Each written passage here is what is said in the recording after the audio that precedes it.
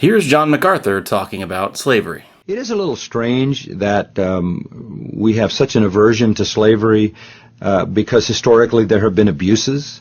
There have been abuses in marriage. We don't have an aversion to marriage. There are parents who abuse their children. We don't have an aversion to having children because some parents have been abusive. Benefits. For many people, poor people, perhaps people who weren't educated, perhaps people who had no other opportunity, working for a gentle, caring, loving master was the best of all possible worlds. If you had the right master, everything was taken care of. Take a more honest look at slavery and understand that God has, in a sense, legitimized it when it's handled correctly by saying this is the way you're to view your relationship to Jesus Christ. Yikes. Notice importantly that he's not just referring to a specific kind of Old Testament slavery that Christians sometimes try to defend, but slavery simpliciter. He doesn't understand why people are bothered by slavery as a concept. For MacArthur, slavery is inextricably connected to the gospel itself. As he's written, the Bible is abundantly clear.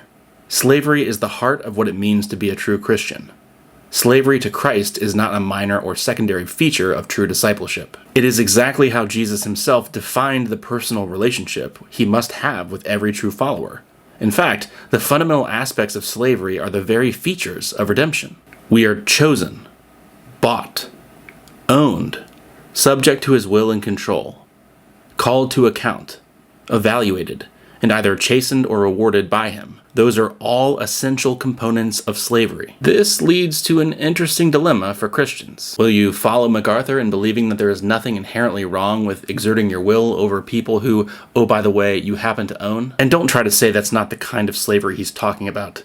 He absolutely sees a sharp distinction between a servant and a slave. Will you try to say that it's okay for God to do something analogous to this because, well, he's God, but that doesn't mean we can do it? Well, if you take the Bible as your starting point, there's no reason to think that.